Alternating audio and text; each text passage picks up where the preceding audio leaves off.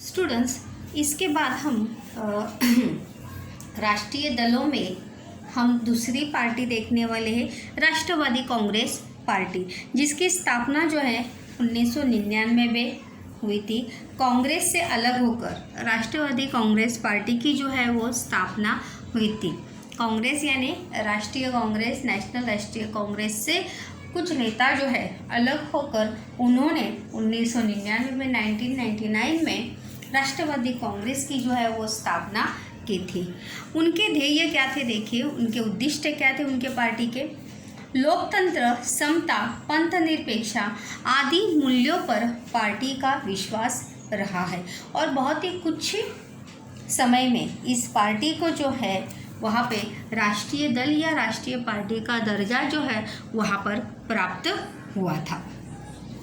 1999 से ईस्वी सन से लेकर 2014 ईस्वी सन तक कांग्रेस पार्टी के साथ गठबंधन करके यह पार्टी महाराष्ट्र सत्ता में रही तथा केंद्र में भी 2004 ईस्वी सन से 2014 ईस्वी सन इस दीर्घावधि में यह पार्टी जो है कांग्रेस के नेतृत्व में बने गठबंधन का एक प्रमुख घटक दल रहा है। मतलब ये कहने का, ये बताने का तात्पर्य यही है कि राष्ट्रवादी कांग्रेस जो है बहुत ही कम समय में 1999 में इसकी स्थापना हुई थी, लेकिन बहुत ही कम समय में इस राजनीतिक दल ने अपना दर्जा या अपना अस्तित्व जो है, अपनी पहचान जो है वो बनाई थी। और इसीलिए 1999 से जब पार्टी की स्थापना हुई तब से लेके 2014 तक उन्होंने कांग्रेस पार्टी, कांग्रेस यानी राष्ट्रीय कांग्रेस के साथ मिलकर उन्होंने गठबंधन करके इस पार्टी ने या इस राजनीतिक दल ने महाराष्ट्र में सत्ता में थी और साथ ही साथ केंद्र में भी 2004 से लेके 2014 तक, देखिए 10 साल का समय, इस दीर्घावधि यानी अधिक समय तक यह पार्टी जो है कांग्रेस के नेतृत्व में जो सरकार बनी थी, उस कांग्रेस के नेतृत्व में बनी सरकार में राष्ट्रवादी कांग्रेस का भी गठबंधन था और इसीलिए राजनीतिक दलों में राष्ट्रवादी कांग्रेस को बहुत ही बड़ा महत्व जो है वो प्राप्त होता है। राष्ट्रवादी कांग्रेस की स्थापना जो है शरद चंद्र पवार जी ने की थी। उसके बाद राष्ट्रीय दलों में दूसरा बहुत ही अहम राजनीतिक दल है इसका देखिए चुनाव चिन्ह जो है वो क्या है, घड़ी है। उसके बाद हम देखेंगे तृणमूल कांग्रेस, ममता बनर्जी की जो पार्टी है उनका, उस पार्टी का, ये उस राजनीतिक दल का नाम क्या है बच्चों, तृणमूल कांग्रेस। तो इसकी स्थापना जो है 1998 में 1998 ईस्वी सन में ऑल इंडिया तृणमूल कांग्रेस की स्थापना हुई थी और उसके बाद 2016 ईस्वी सन में निर्वाचन आयोग द्वारा इस पार्टी को राष्ट्रीय पार्टी के रूप में मान्यता दी गई, क्योंकि बहुत ये पार्टी भी राष्ट्रवादी कांग्रेस की तरह ही इस पार्टी ने भी बहुत ही कम समय में अपना अस्तित्व या अपनी पहचान जो है राजनीति में बनाई थी। इसीलिए इस राजनीतिक दल को भी राष्ट्रीय दल का दर्जा जो है वो प्राप्त हुआ है या निर्वाचन आयोग ने इसे राष्ट्रीय दल की मान्यता दी थी। इनके मूल्य क्या थे तृणमूल कांग्रेस के, देखेंगे तो लोकतंत्र, पंथनिरपेक्षता और दुर्बल वर्ग के हितों का संरक्षण करना इस पार्टी की प्रमुख नीति रही है। चिन्ह देखिए, ये छोटा सा एक पौधा है और उस पौधे में क्या है, 2 पत्ते हैं और इस अगर पत्तों का अगर आप निरीक्षण अच्छे से करेंगे तो वहाँ पर देखो तिरंगे के जो 3 रंग है, उस तिरंगे के 3 रंग जो है इनके चिन्ह में हमें देखने को मिलते हैं। इसकी स्थापना जो है किसने की थी, ममता बनर्जी का जो राजनीतिक पक्ष है वो है तृणमूल कांग्रेस पार्टी। इसकी स्थापना वर्ष देखो याद रखनी है 1998। और इसे राष्ट्रीय दल का दर्जा कब प्राप्त हुआ था, मान्यता कब प्राप्त हुई थी? 2016 में इस पार्टी को निर्वाचन आयोग ने राष्ट्रीय दल के रूप में मान्यता दी थी। यहाँ पर एक चार्ट के माध्यम से बच्चों हम यहाँ पर देखने वाले हैं कि लोकसभा चुनाव 2009 ईस्वी सन और 2014 ईस्वी सन में राष्ट्रीय दलों को मिले स्थान। मतलब यहाँ पर कुछ राष्ट्रीय दलों के राजनीतिक दलों के नाम हैं जिन्हें 2000 ईस्वी सन 2009 और 2014 में उन्हें कितनी सीटें मिली थी, कितने स्थान यानी क्या सीटें, उनके राजनीतिक दलों को कितने सीटें वहाँ पर मिली थी। तो चलिए सबसे पहला यहाँ पर देखिए भारतीय राष्ट्रीय कांग्रेस। अगर यहाँ पर शुरुआत में अगर हम देखेंगे तो शुरुआत में जैसे हमने देखा था 1885 में इसकी स्थापना हुई थी। उसके बाद से भारतीय राष्ट्रीय कांग्रेस जो है बहुत ही अहम और महत्वपूर्ण राजनीतिक दल भारत का उस समय माना जाता था। लेकिन धीरे धीरे करके समय के साथ या धीरे धीरे करके इस राजनीतिक दल का प्रभाव जो है कम होने लगा। तो इसीलिए इस चार्ट के माध्यम से देखो अगर हम देखेंगे तो 2009 में इस राजनीतिक दल को भारतीय राष्ट्रीय कांग्रेस को 2009 में 206 सीटें मिली थी। कितनी मिली थी? 206 सीटें उसे मिली थी। और यही जाके देखिए 2014 में कितनी मिली है? 44। देखिए कितना ज़्यादा डिफरेंसेस, कितना ज़्यादा अंतर जो है वहाँ पर हमें यहाँ पर देखने को मिलता है। उसके बाद भारतीय कम्युनिस्ट पार्टी जो 2009 में 4 थे और 2014 में 1, भारतीय जनता पार्टी जिसे 2009 में 116 सीटें मिली थी। कितनी मिली थी? 116 सीटें 2009 में मिली थी। तो वही जाके देखो वहाँ पर 2014 में कितनी मिली थी? 282 सीटें 2014 में मिली थी। भारतीय कम्युनिस्ट पार्टी जो मार्क्सवादी पार्टी है जिसे 2009 में 16 सीटें मिली थी और 2014 में 9। बहुजन समाज पार्टी जिसे 2009 में 21 सीटें मिली थी और 2014 में एक भी सीट जो है इस बहुजन समाज पार्टी या इस राजनीतिक दल को मिली नहीं थी, या इनका एक भी प्रत्याशी या उम्मीदवार जो है जीता नहीं था। उसके बाद राष्ट्रवादी कांग्रेस 2009 में उन्हें 9 सीटें मिली थी, 2006 में 2014 में 6। मतलब यहाँ पर किस प्रकार से किस राजनीतिक दल का प्रभाव जो है धीरे धीरे करके बढ़ता हुआ हमें देखने को यहाँ पर मिलता है। इन सीटों की या प्रत्याशी की जीतने के हिसाब से हम ये अनुमान लगा सकते हैं कि किस प्रकार से कुछ राजनीतिक दलों का प्रभाव जो है धीरे धीरे करके कम होता हुआ हमें देखने को मिलता है। क्योंकि अगर आप यहाँ पर देखेंगे 2009 में जहाँ पर 206 सीटें मिली थी वहीं पे 2014 में कितनी मिली है? 44 मिली है। तो वहीं पे भारतीय जनता पार्टी को 116 मिले थे, तो बढ़ोत्तर हुई 282 सीटें जो है भारतीय जनता पार्टी को यहाँ पर मिली है। इसके बाद बच्चों हम देखेंगे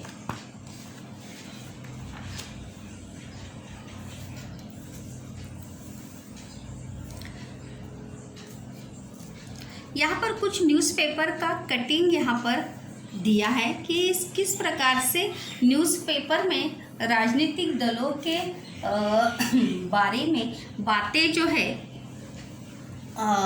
न्यूज़पेपर में आए दिन छपती रहती है। उसके कुछ एग्जाम्पल यहाँ पर दिए हैं।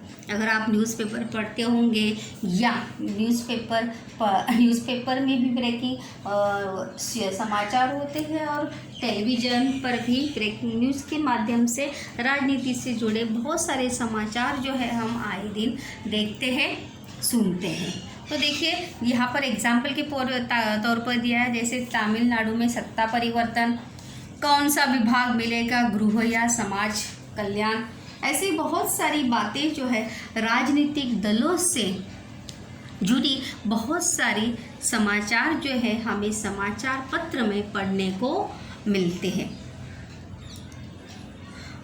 इसके बाद देखिए यहाँ पर सत्ता महाराष्ट्र में नई पार्टी की स्थापना, सत्ता छोड़ने के लिए मुहूर्त की आवश्यकता क्यों, दल बदल, मतलब हर राजनीतिक दलों के बारे में जो है समाज या जिस भी राजनीतिक दल में जो परिवर्तन होता है या जो बातें होती है वो हमें सोशल मीडिया के माध्यम से समाचार पत्रिका के माध्यम से हमें लोगों तक पहुंचती हुई हमें देखने को मिलती है।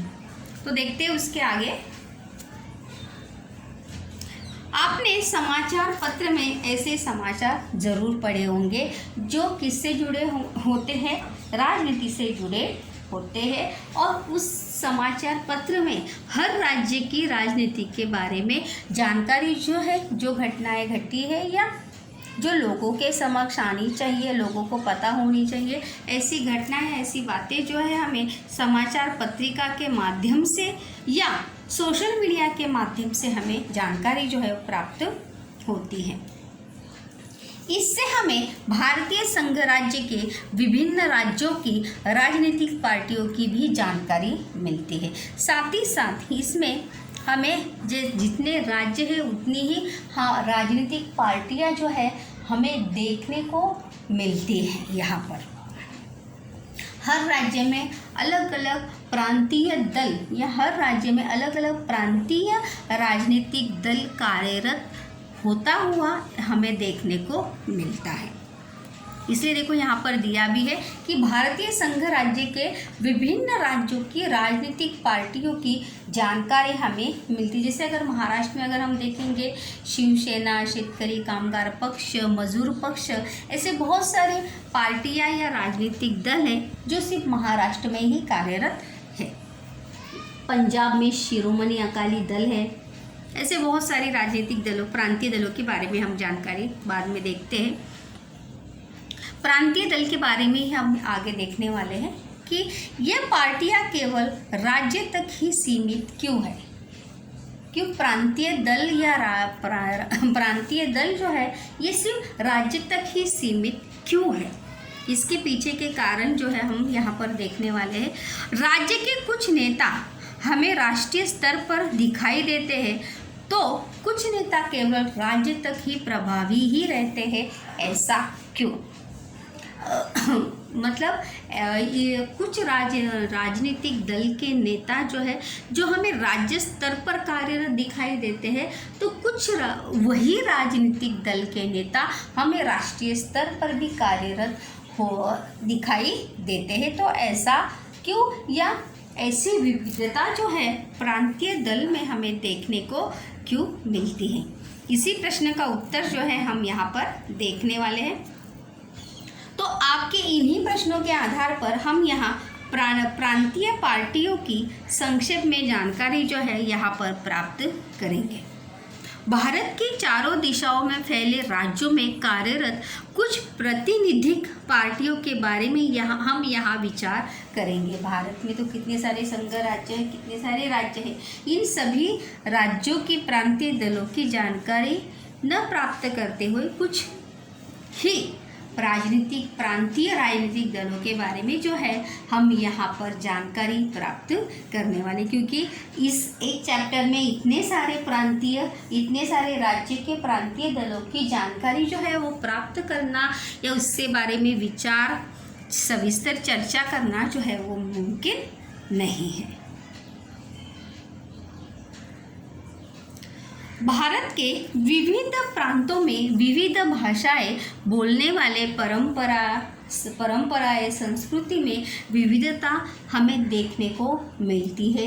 रहन सहन, खान पान, उठना बैठना, बोलचाल, इन सभी में संस्कृति, रीति रिवाज, इन सभी में हमें विविधता देखने को मिलती है। हम ये देखते हैं कि प्रत्येक प्रांत और उसकी अपनी स्वतंत्र भाषा है। देखिए प्रांतीय दल, ये भी टिप्पणी लिखिए के लिए प्रश्न है कि प्रांतीय दल जो है वो किसे कहते हैं या प्रांतीय दल की विशेषता क्या है। प्रांतीय दल किसे कहते हैं?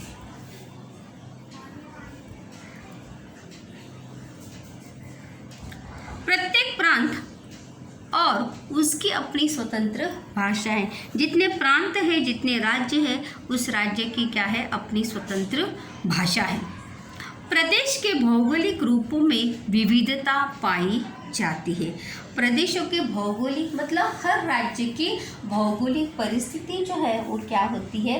विभिन्न होती है। देखो यहाँ पर प्रादेशिकता, ये संकल्पना स्पष्ट करो के लिए प्रश्न भी है, तो उसमें कौन कौन सी बातें देखो यहाँ पर। प्रादेशिकता किसे कहते हैं? कि भारत में विभिन्न भाषाओं, परंपराओं और संस्कृति के लोग रहते हैं और भौगोलिक विविधता के साथ भारत में साहित्य और हर चीज में हमें विविधता देखने को मिलती है। आपने महाराष्ट्र के विभिन्न भौगोलिक प्रदेशों का अध्ययन किया है। अब नवी में अगर हम देखेंगे तो वहाँ पर नवी में अपने भौगोलिक महाराष्ट्र में भूगोल में महाराष्ट्र की भौगोलिक परिस्थिति का प्रादेशिक का अध्ययन आपने जरूर किया होगा।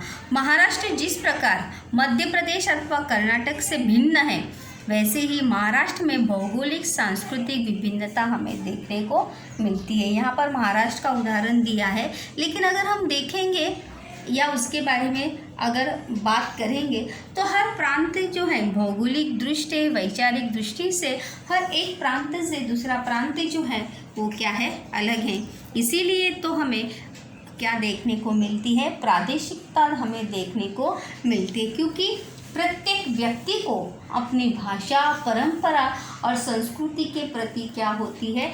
आत्मीयता निर्माण होती है और इसी आत्मीयता के कारण ही उपयुक्त सभी विषयों में अस्मिता निर्माण होती है। अस्मिता यानी हम अपनी भाषा को, अपने राज्य को, अपने रहन सहन को, अपने रीति रिवाज को, अपने प्रांतों को जब हम महत्व देने लगते हैं तो तभी क्या निर्माण होने लगती है? प्रादेशिकता निर्माण होने लगती है। हम अपने भाषा को और अपने प्रदेश के विकास को जब हम प्राथमिकता देने लगते हैं तो उसे क्या कहा जाता है? प्रादेशिकता उसे कहते हैं। इस साल देखो प्रश्न भी आया था, संकल्पना स्पष्ट करा में संकल्पना स्पष्ट कीजिए कि प्रादेशिकता किसे कहते हैं। कि जब इन शॉर्ट में अगर हम कहेंगे कि अगर अपनी भाषा और प्रदेश के विकास को लोग प्राथमिकता देने लगते हैं, अब लोगों को, प्रत्येक व्यक्ति को अपनी भाषा, अपनी परंपरा और रीति रिवाज के प्रति जब आत्मीयता निर्माण होने लगती है, देखो यहाँ पर दिया भी है, अपनी भाषा और अपने प्रदेश के बारे में जब आत्मीयता की भावना बढ़ने लगती है, हम उसे अब सबसे ज़्यादा चाहने लगते हैं या उससे ज़्यादा महत्व देने लगते हैं, तब कुछ समय पश्चात अपनी भाषा और प्रदेश के प्रति अस्मिता उत्पन्न होती है। अस्मिता यानी अपनापन जो है वो हमें अपने प्रांत के प्रति, अपने प्रदेश के प्रति मन में निर्माण होने लगता है। परिणाम स्वरूप प्रांतीयता का निर्माण होता है और उसी का परिणाम जो है किस में होता है? प्रांतीयता में। अगर आप फॉर एग्ज़ाम्पल यहाँ पर अगर हम देखेंगे कि जैसे हम कहते हैं कि हम सब एक भाषा बोलने वाले लोग हैं या हम सब लेकिन कहीं ना कहीं हर किसी के मन में अपने प्रांत और अपने भाषा के प्रति क्या होती है? आत्मीयता हमें देखने को मिलती है।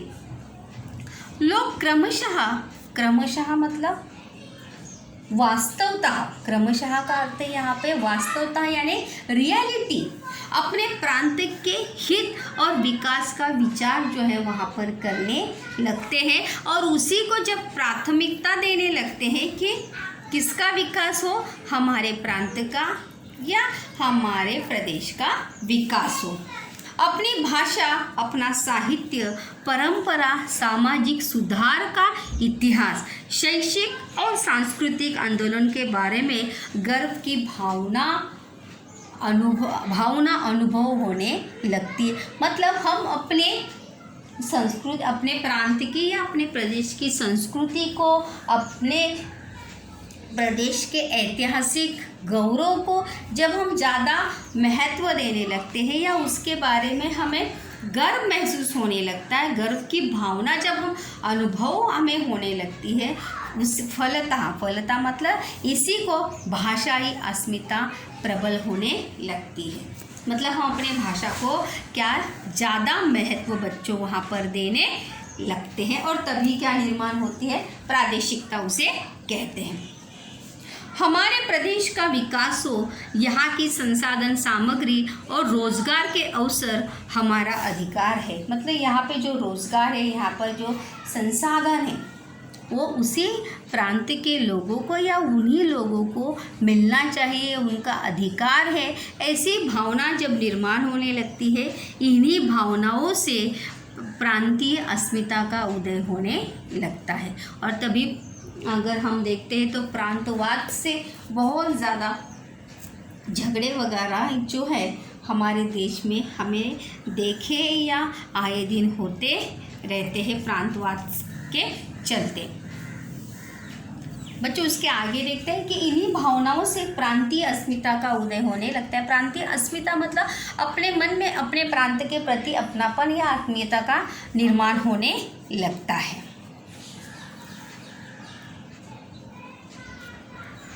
और ये स्वाभाविकता भी हमें देखने को मिलती है।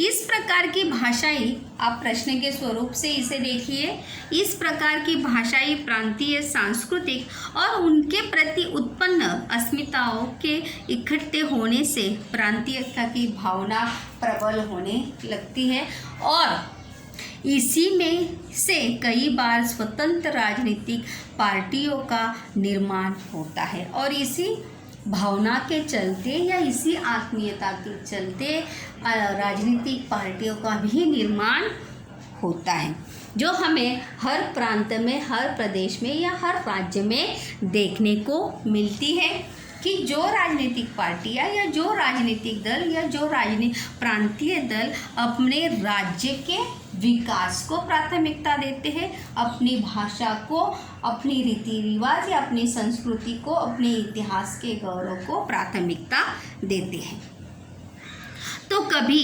विभिन्न दबाव गुट और आंदोलनों का निर्माण होता है। तभी जैसे मैंने इसके पहले कहा कि कभी कभी इसी प्रांतीयवाद से चलते, राजनीति से चलते क्या निर्माण होता है, आंदोलन भी होता है या इसी प्रांतवाद से चलते लोगों में विवाद खड़े होते हैं और उसी से देश की ही वित्त हानि और मनुष्य हानि होती है। या ऐसी बहुत सारे उदाहरण हमने देखे हैं, हमें देखने को मिलते हैं जो प्रांतवाद से हमारे देश में निर्माण हुए हैं।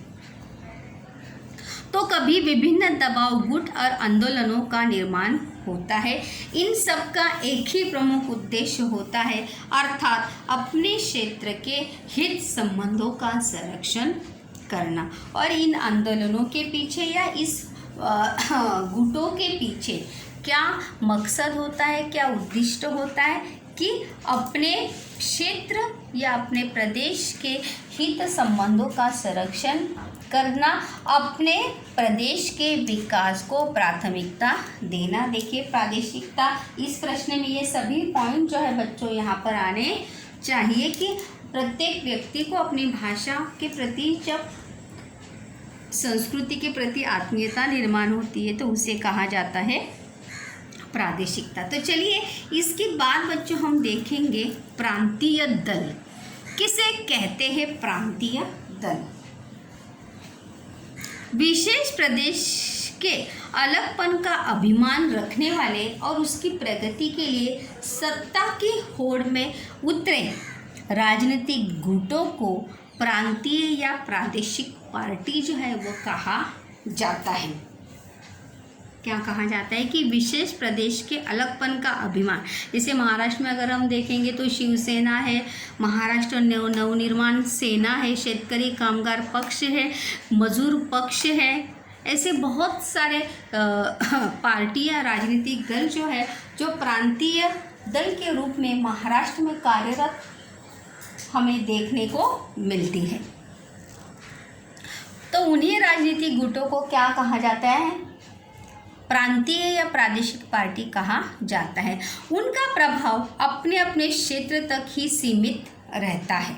उनका प्रभाव या उनका असर जो है कहाँ तक सीमित रहता है? सिर्फ अपने राज्य तक या अपने प्रदेश तक या अपने क्षेत्र तक ही सीमित रहता है। फिर भी अपने प्रदेश में प्रभावशाली भूमिका निभाकर वे राष्ट्रीय राजनीति पर भी अपना प्रभाव छोड़ते हैं बच्चों की। कि इसके पहले हमने देखा था कि उसी प्रांतीय दल के कुछ नेता हमें राष्ट्रीय स्तर पर भी कार्यरत होते हैं, क्योंकि उस पार्टी के या उस प्रांतीय दल के नेता अगर चुनाव में जीत जाते हैं, लोकसभा के चुनाव में, तो उन्हें कहाँ पे सीट, मतलब वो कहाँ पे उन्हें मिलता है? लोकसभा यानी केंद्र में उन्हें स्थान प्राप्त होता है। तो इसीलिए देखो यहाँ पर दिया है कि फिर भी अपने प्रदेश में प्रभावशाली भूमिका निभाकर वे राष्ट्रीय राजनीति पर भी अपना प्रभाव छोड़ते हैं और प्रांतीय दल अपने प्रदेश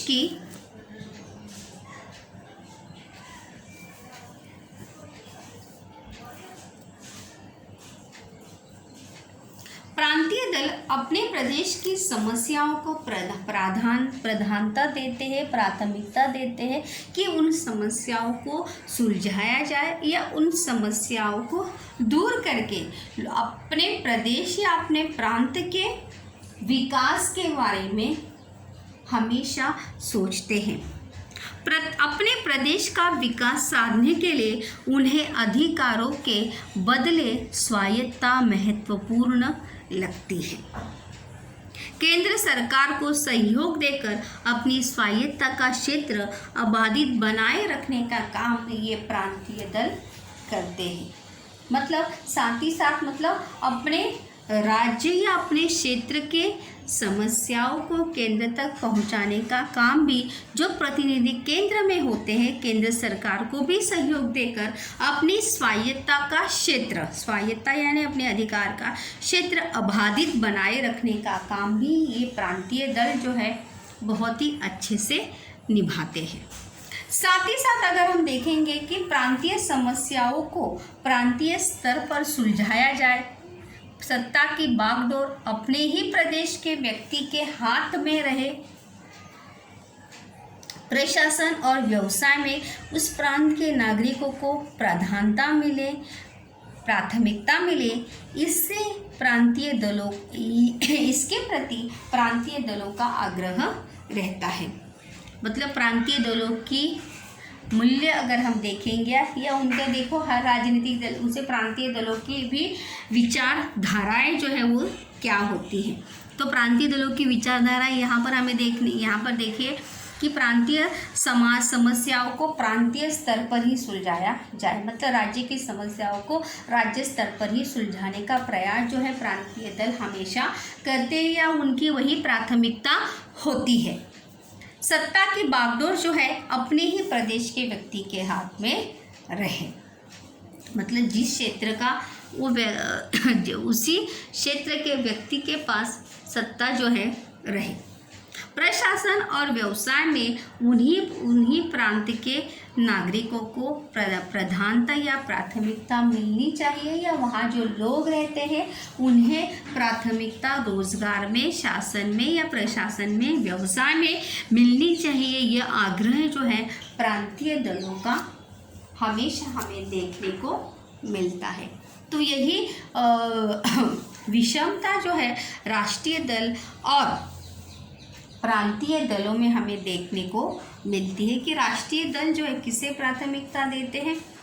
देश के विकास को प्राथमिकता देते हैं। और प्रांतीय दल जो है किसे प्राथमिकता देते हैं? अपने प्रांत और क्षेत्र को प्राथमिकता देते हैं और उसी के चलते वैसे ही विचारधाराएं या वैसे ही मूल्यों के आधार पर उनकी राजनीति जो है या राजनीतिक प्रांतीय दल जो है अपने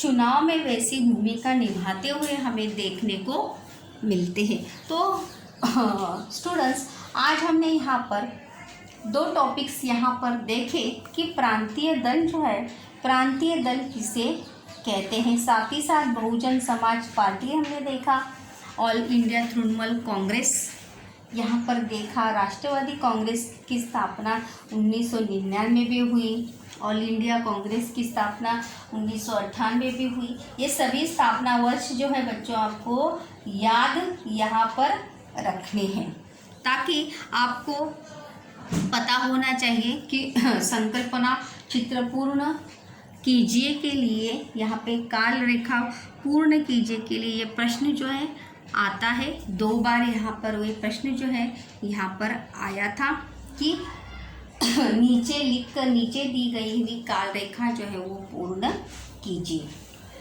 इसके बाद हम कौन कौन से प्रांतीय दल जो है कौन कौन से क्षेत्र में कार्यरत है या कौन कौन से राज्य में कार्यरत है, ये हम नेक्स्ट चैप्टर में बच्चों यहाँ पर देखेंगे। नेक्स्ट टॉपिक में बच्चों हम यहाँ पर देखेंगे कि किस प्रकार से प्रांतीय दल जो है, महाराष्ट्र में कौन से प्रांतीय दल है, पंजाब में कौन से प्रांतीय दल है, तमिलनाडु में कौन सा प्रांतीय दल कार्यरत है, और भारतीय प्रांतीय दलों का बदलता स्वरूप जो है, किस प्रकार से भारत में प्रांतीय दलों का बदलता स्वरूप या किस प्रकार से स्वरूप जो है वहाँ पर बदलता हुआ हमें देखने को मिलता है या बदलता गया है, ये हम नेक्स्ट लेक्चर में इसको कंटिन्यू करेंगे।